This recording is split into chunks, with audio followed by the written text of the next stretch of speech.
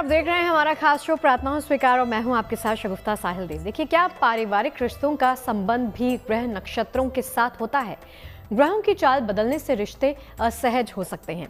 ज्योतिष के जानकार ये दावा करते हैं कि ग्रहों में होने वाली हलचल से रिश्तों का गहरा नाता होता है। परिवार में रिश्ते तो हम सभी से मधुर रखना चाहते हैं, लेकिन कई बार ग्रहों की बाधा इसमें अड़चन डाल देती है। तो कैसे परिवार में मधुरता बनाए रखें और कैसे ग्रहों की चाल को अनुकूल बनाएं ताकि रिश्तों में कोई भी बवाल ना हो, ये सब आज की पेशकश में हम आपको बताएंगे।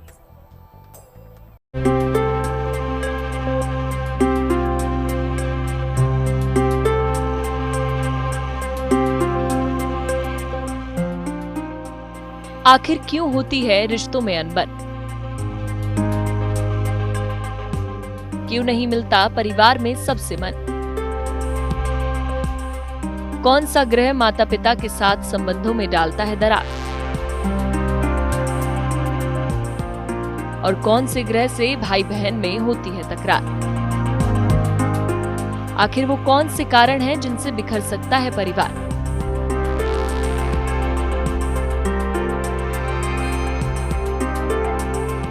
ज्योतिष शास्त्र के अनुसार कुंडली में 9 ग्रहों की स्थिति का व्यक्ति के जीवन पर काफी प्रभाव पड़ता है। ग्रहों की शुभ स्थिति से हर क्षेत्र में भाग्य साथ देता है और अशुभ प्रभाव से कष्ट झेलने पड़ते हैं। ज्योतिष शास्त्र मानता है कि हर रिश्ते के लिए अलग अलग ग्रह जिम्मेदार होते हैं। रिश्तों का ग्रहों से संबंध। हर रिश्ते के लिए अलग अलग ग्रह जिम्मेदार होते हैं। सूर्य पिता के रिश्ते से संबंध रखता है, चंद्रमा माता का और मंगल भाई बहन का ग्रह होता है। बुध ननिहाल पक्ष का और बृहस्पति ददिहाल पक्ष का कारक है। बृहस्पति संतान पक्ष के रिश्तों का स्वामी होता है। शुक्र दाम्पत्य जीवन के रिश्तों का ग्रह है और शनि अपने अधीन लोगों के साथ रिश्तों का स्वामी है। पर रिश्तों को बनाने और निभाने में सबसे ज्यादा भूमिका चंद्रमा और मंगल की होती है। कहते हैं कि सूर्य पिता से संबंध रखता है तो चंद्रमा माता का और मंगल भाई बहन का ग्रह है। और अगर कुंडली का सूर्य कमजोर हो तो यश मिट्टी में मिल सकता है। आपकी कीर्ति के कलंक लग सकता है। ज्योतिष विज्ञान में सूर्य को एक महत्वपूर्ण ग्रह माना जाता है, जो आत्मा, नेतृत्व क्षमता और मान सम्मान का प्रतीक है और इसे सिंह राशि का स्वामी भी माना जाता है। तो चलिए जानते हैं कि कैसे सूर्य को अपने अनुकूल बनाएं। देखिए, सबसे ऐसा संबंध है माता पिता। सबसे पहले इस चराचर जगत में जितने भी प्राणी हैं, वो प्राणी जो जीवन है, जितने भी जीवित हैं, हर प्रकार के सृष्टि में जीवन है, वो सूर्य के हैं और पिता का कारक ग्रह सूर्य होता है। और इस धरती पर किसी भी जीव का आना पितृ और मातृ के माध्यम से ही संभव है। तो सबसे पहले सबसे महत्वपूर्ण रिश्ता माता पिता का होता है और माता चंद्रमा है और पिता सूर्य है साक्षात। सूर्य को कैसे बनाए बलशाली? सूर्य से अच्छा स्वास्थ्य, नाम, यश और राज्य सुख मिलता है। इसके कमजोर होने पर हड्डी और हृदय की समस्या होती है। बिना कारण अपयश मिल जाता है। सूर्य से लाभ लेने के लिए अपने माता पिता का सम्मान जरूर करें। पिता से संबंध सदैव अच्छे रहने चाहिए व्यक्ति को। कभी भी पिता की अवज्ञा करना या पिता का अपमान करना सूर्य को खराब करने में पूरा हाथ बनाएगा। यदि व्यक्ति प्रत्येक दिन पिता के दर्शन करके, उनको प्रणाम करके उनके चरण स्पर्श करे तो सूर्य सदैव अच्छा फल देगा, चाहे कितना कुंडली में खराब क्यों ना पड़ा हो। ज्योतिष के मुताबिक चंद्रमा वृषभ राशि में उच्च का होता है। चंद्रमा की अपनी राशि कर्क है। हम सभी जानते हैं कि चंद्रमा मन का कारक होता है। चंद्र ग्रह का संबंध व्यक्ति के मस्तिष्क से होता है।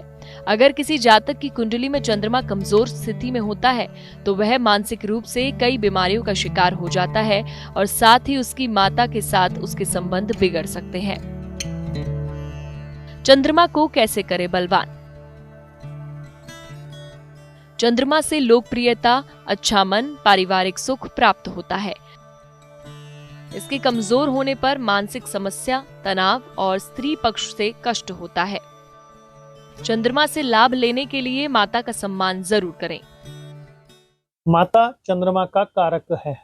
जो व्यक्ति अपनी माता और दादी का सम्मान करता हो, उनके चरण स्पर्श करता हो, उनकी सेवा करता हो, उस व्यक्ति को कभी भी चंद्रमा बुरा फल नहीं देता है। और इनसे संबंध खराब भी तभी होते हैं जब व्यक्ति उनकी अवज्ञा करना शुरू करे, उनका अपमान करना शुरू करे। चंद्रमा नीच का फल देने लगता है। ज्योतिष शास्त्र में मंगल ग्रह को ग्रहों का सेनापति कहा जाता है। ज्योतिष विज्ञान में मंगल ग्रह ऊर्जा, साहस, पराक्रम, भूमि और युद्ध का कारक माना जाता है। यह मेष और वृश्चिक राशियों का स्वामी है और मकर राशि में उच्च और कर्क राशि में नीच माना जाता है। मंगल को कैसे करें मजबूत? मंगल से पराक्रम, संपत्ति का सुख और भाई बहनों से अच्छा संबंध प्राप्त होता है। इसके कमजोर होने पर मुकदमेबाजी, कर्ज और गंभीर चोट चपेट का सामना करना पड़ता है। मंगल से लाभ लेने के लिए पैतृक संपत्ति की कद्र करें। साथ ही भाई बहन के रिश्तों का सम्मान करें। मंगल साहस, व्यक्ति के स्वभाव, रक्त का भी द्योतक है और साथ में बड़े भाई और भाभी का भी। जिस व्यक्ति को मंगल से लाभ लेना हो, अपने बड़े भाई और भाभी का सम्मान करे, उनके साथ किसी भी प्रकार के अपशब्दों का प्रयोग न करे और अगर उनको समय समय पर वस्त्र, मिठाई आदि देकर उनका सम्मान करके चरण स्पर्श और आशीर्वाद लेता रहे तो व्यक्ति को मंगल से भय प्राप्त नहीं होता और मंगल का लाभ उसको बहुत मिलता है। ज्योतिष विज्ञान में बुध को मिथुन और कन्या राशि का स्वामी माना गया है। बुध ग्रह बुद्धि, संचार और व्यापार का प्रतिनिधित्व करता है। बुध के अनुकूल होने से अच्छे सौंदर्य का वरदान मिलता है। बुध को कैसे करें अनुकूल? बुध से अच्छी वाणी, तीव्र बुद्धि और अच्छी त्वचा का वरदान मिलता है। इसके कमजोर होने पर कमजोर बुद्धि, वाणी दोष और कमजोर आर्थिक स्थिति का सामना करना पड़ता है। बुध से लाभ लेने के लिए पौधे लगाएं और उनकी देखभाल करें। साथ ही अपने ननिहाल के साथ रिश्ते ठीक करें। हमारे परिवार में हमारी बहन, हमारी बुआ जी और हमारी बेटी, ये सब बुध ग्रह से गवर्न होते हैं। और आप ये समझिए कि यदि बुध अच्छा रखना चाहते हैं तो सदैव बहनों को सम्मान दे, बहन के साथ साथ बहन के परिवार को भी सम्मान दे, अपनी बेटी को हमेशा प्यार करें और कभी बेटे और बेटी में भेद ना करें। अपनी बुआ और बहन या बेटी सम्मान पूर्वक उनकी सेवा करें और जब भी इनके घर जाएं तब कभी खाली हाथ ना जाएं, हमेशा मिठाई अवश्य लेकर जाएं और उनका आशीर्वाद लें। बुध आपका अच्छा हो जाएगा। ज्योतिष शास्त्र कहता है कि 9 ग्रहों का मजबूत होना व्यक्ति के जीवन में सुख, समृद्धि, सफलता और सकारात्मकता लाता है। जबकि कमजोर स्थिति में रहने से समस्याएं और परेशानियां आ सकती हैं। तो आप भी अपने नवग्रह को कीजिए बलवान। आगे हम आपको नवग्रह के दूसरे ग्रहों के बारे में बताएंगे। आप देखते रहिए प्रार्थना हो स्वीकार। तो देखा आपने कैसे सूर्य, चंद्र, मंगल और बुध की बाधा रिश्तों को असहज कर सकती है। अगर आपकी कुंडली में दोष है तो ये समस्या आ सकती है, संबंधों में उथल पुथल मचा सकती है। चलिए अब जान लेते हैं कैसे कुंडली के बृहस्पति, शुक्र और शनि को बलवान करें ताकि रिश्तों में मिठास यूं ही घुली रहे।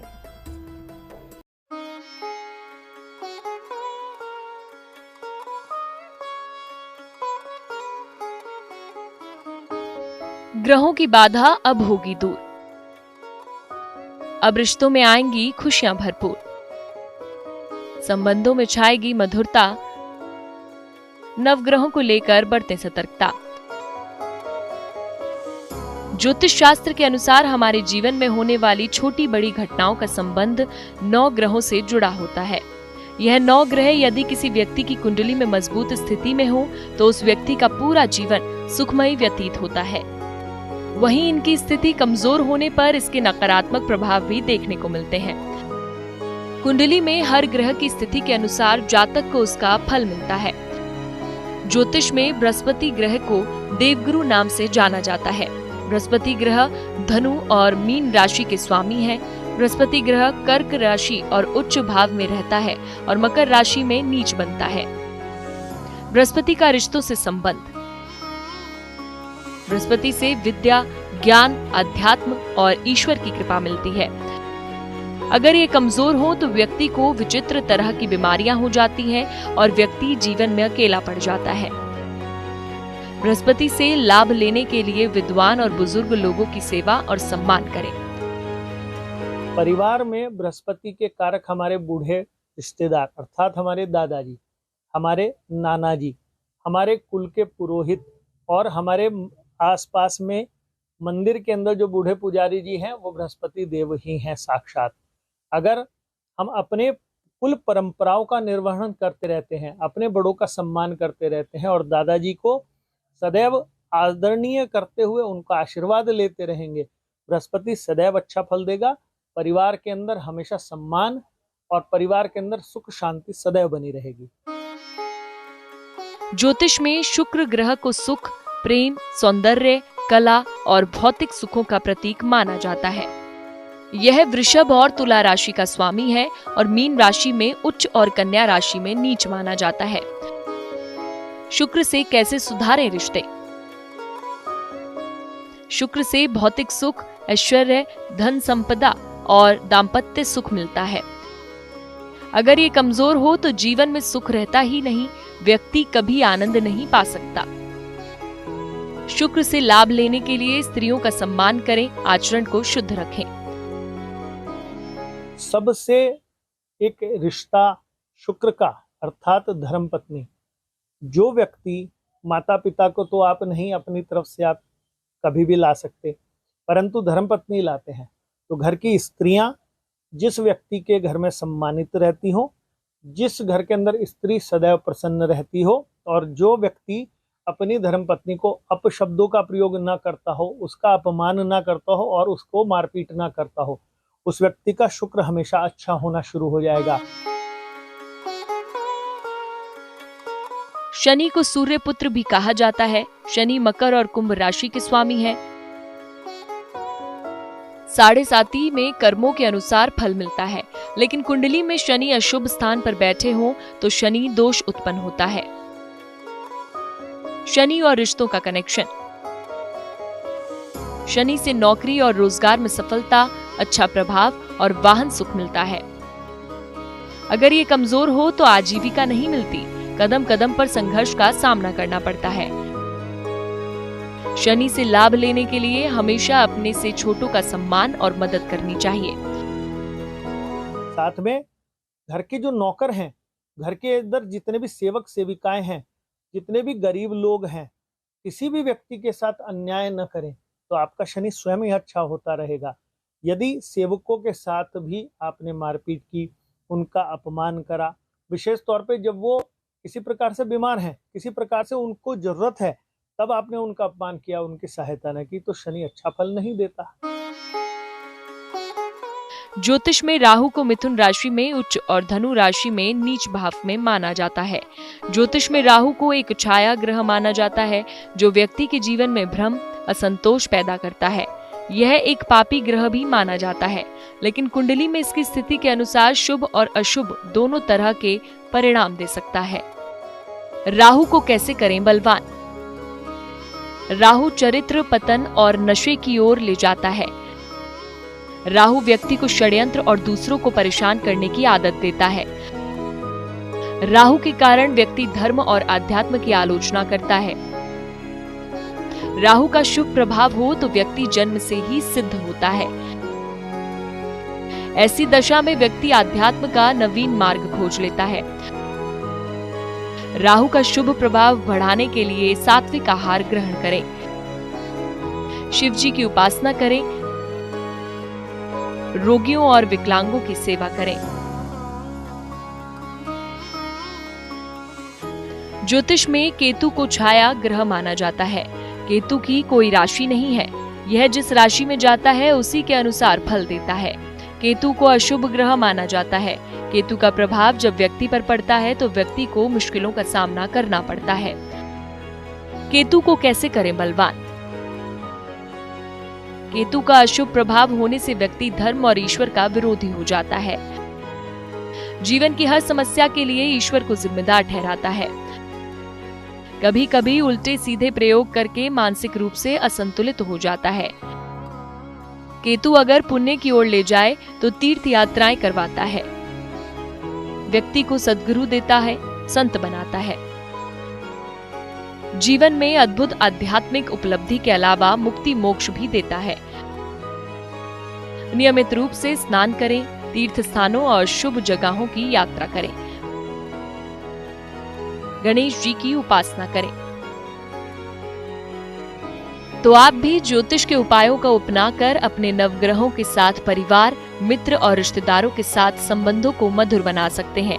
आगे हम जानेंगे कि रिश्तों में कब समस्या पैदा होती है और इन समस्याओं को ठीक करने के लिए कौन से उपाय करें। देखिए, ज्योतिष शास्त्र ये कहता है कि किसी न किसी ग्रह से परिवार के किसी न किसी सदस्य का जुड़ाव अवश्य होता है। चलिए अब आप जान लेते हैं कि परिवार के किस सदस्य का संबंध किस ग्रह के साथ होता है और अगर संबंधों में तनाव रहता हो तो वो कौन सा महा उपाय करें जिससे घर में खुशियां लौट आएं। गौर से देखिए जरा।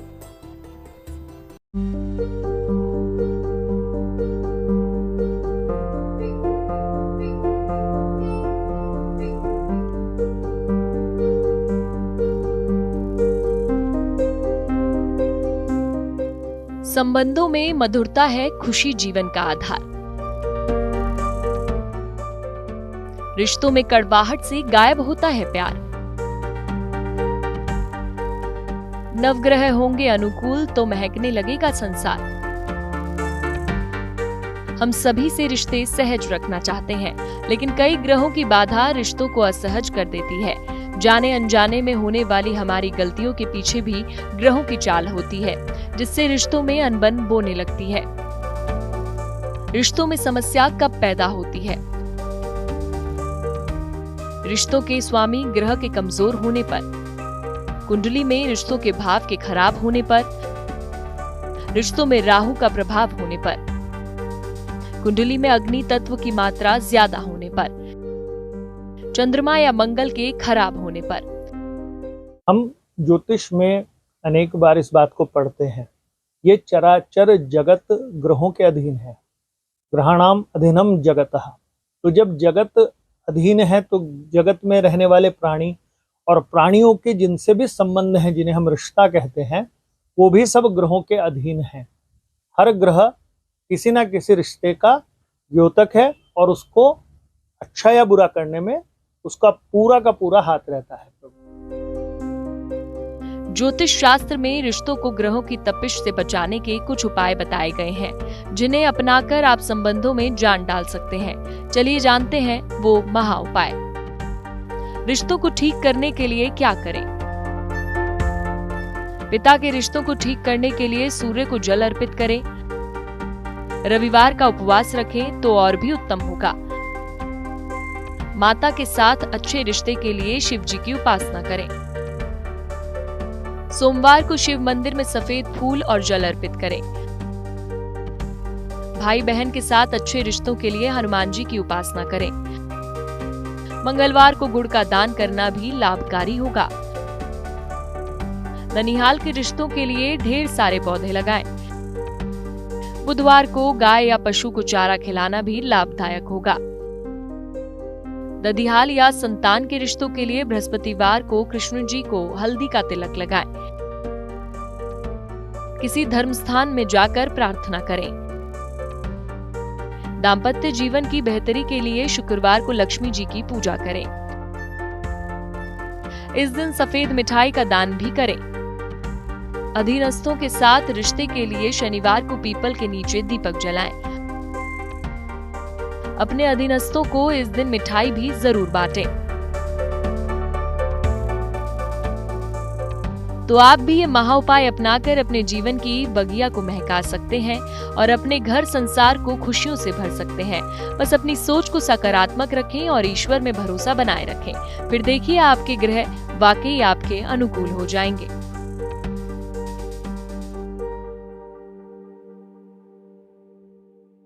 और चलिए आज की हमारी खास पेशकश प्रार्थना स्वीकार में फिलहाल के इतना ही। देश और दुनिया की तमाम अच्छी खबरें लगातार जारी हैं। अब बने रहिए गुड न्यूज टुडे के साथ। नमस्कार।